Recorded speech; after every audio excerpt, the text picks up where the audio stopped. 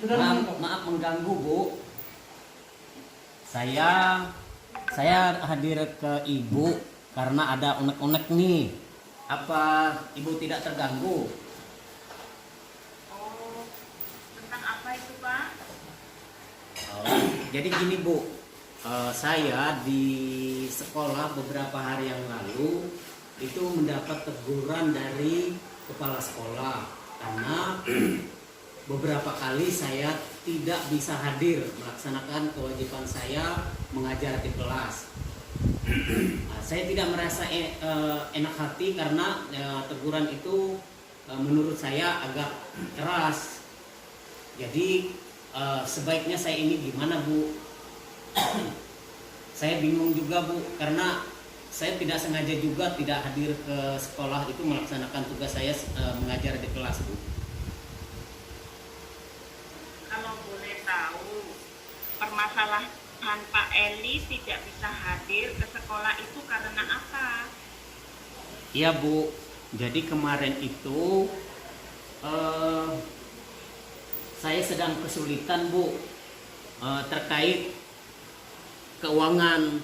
Jadi anak saya itu kan lagi sekolah nih. Lalu kebetulan meminta segera dikirim untuk keperluan sekolahnya. Nah, sedangkan saya pada saat itu kan tidak punya uang, Bu. Lalu saya keluar untuk mencari tambahan, mencari uang tambahan begitu, Bu. Tapi saya tidak sempat izin ke kepala sekolah untuk beberapa hari itu, Bu. Jadi itulah sebabnya saya mendapat teguran dari kepala sekolah, Bu. Kalau menurut Pak Eli, sikap yang dilakukan oleh kepala sekolah menegur Pak Eli karena Pak Eli tidak masuk mengajar dan tidak ada izin. Menurut Pak Eli itu benar atau salah? Kalau menurut saya, Bu, benar saja, Bu. Hanya ya saya agak kurang enak karena tegurannya itu sangat keras kepada saya, Bu. Oh, tegurannya sangat keras. Seperti apa tegurannya? Misalnya kemarin itu beliau bilang kalau Bapak tidak turun beberapa kali lagi mungkin Bapak akan saya laporkan kepada pengawas, Bu. Akan dilaporkan kepada pengawas. Iya, betul, Bu. Lalu, kalau menurut Pak Eli, apa yang seharusnya dilakukan oleh kepala sekolah ketika Pak Eli tidak masuk mengajar tanpa izin dengan beliau? Iya, kalau menurut saya mungkin kepala sekolah itu bisa mengajak saya dialog dulu, Bu, untuk mengetahui apa yang saya alami, sehingga beliau juga bisa membantu saya, Bu. Seperti itu, Bu. Ya, jadi menurut Pak Eli, sebaiknya kepala sekolah itu harus berdialog terlebih dahulu dengan Pak Eli ketika Pak Eli tidak masuk tanpa izin, begitu. Iya, betul, Bu. Nah, kalau misalnya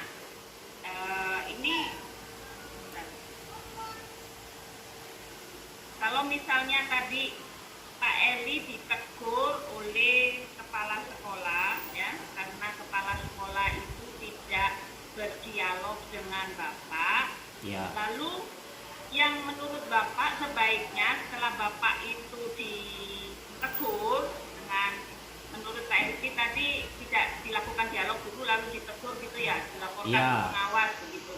Ya, Bu. Nah, nanti dampaknya itu apa, Pak? Iya, saya merasa bahwa saya serba salah, Bu. Kalau saya tidak melaksanakan tugas di sekolah, saya juga salah, Bu. Sebenarnya saya merasa bersalah juga. Tapi kalau saya tidak menyempatkan diri untuk mencari uang di luar, anak saya nanti tidak bisa sekolah. Jadi ya saya dilema juga di sini, Bu. Ya, apakah menurut Pak Eli sebaiknya itu ketika Pak Eli tidak masuk mengajar itu kan tadi ada masalah dengan keluarga ya? Iya, Bu. Apakah itu tidak Pak Eli laporkan dulu supaya Pak Eli mendapatkan izin dari kepala sekolah seperti itu? Iya sih, Bu, memang seharusnya saya bisa melapor ke kepala sekolah, tapi pada saat itu saya benar-benar terdesak, Bu, sehingga saya tidak sempat komunikasi dengan beliau.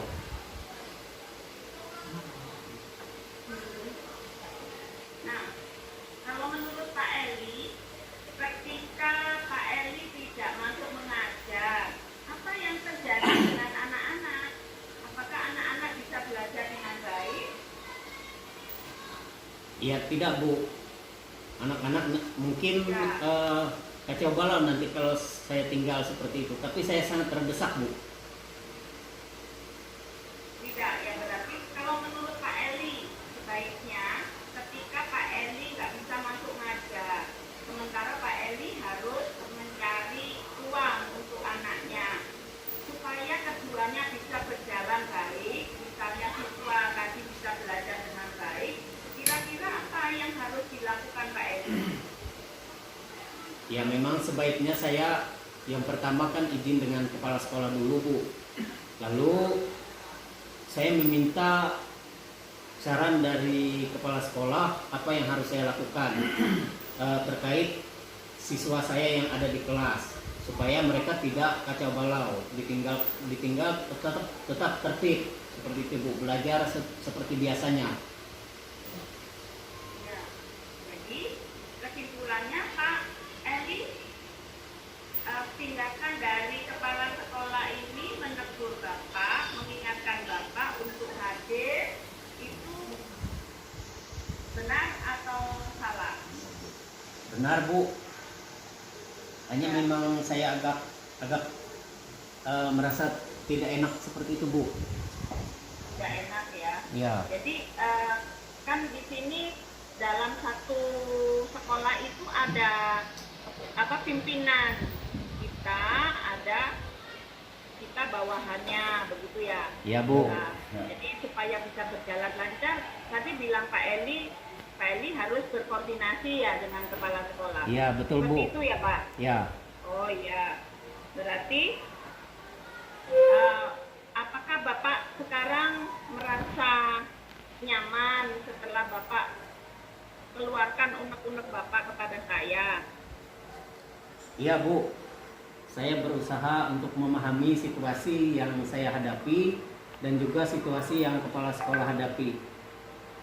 Saya merasa nyaman bahwa saya bisa mendapat kesempatan untuk memperbaiki sikap saya juga, Bu. Bahwa saya keliru ketika lebih mementingkan diri saya tanpa juga mempertimbangkan kepentingan kepala sekolah dan juga murid-murid saya, Bu. Baik, Bapak, terima kasih. Kita sudah tahu ya solusinya. Jika memang kita tidak masuk mengajar tanpa izin, berarti ada dampaknya untuk siswa. Ya, Bu. Itu ya Pak Eli. Iya, Bu. Nah, berarti siswanya supaya siswanya bisa tetap belajar, Pak Eli juga harus izin dulu, baru melakukan mencarikan uang untuk anaknya seperti itu ya. Iya, Bu. Betul, Bu. Saya berjanji untuk lain kali, Bu, saya tidak akan mengulangi tindakan yang seperti ini. Saya berjanji untuk kedepannya saya akan berdialog izin dengan kepala sekolah terlebih dahulu, Bu. Baik, terima kasih Pak Eri. Berarti solusinya tadi sudah Bapak katakan ya, bahwa Bapak akan berdialog lagi dengan kepala sekolah. Ya. Karena posisi Bapak sebagai bawahan dan atasan tetap kita harus patuh kepada pimpinan seperti itu ya Pak. Dan ini mempertimbangkan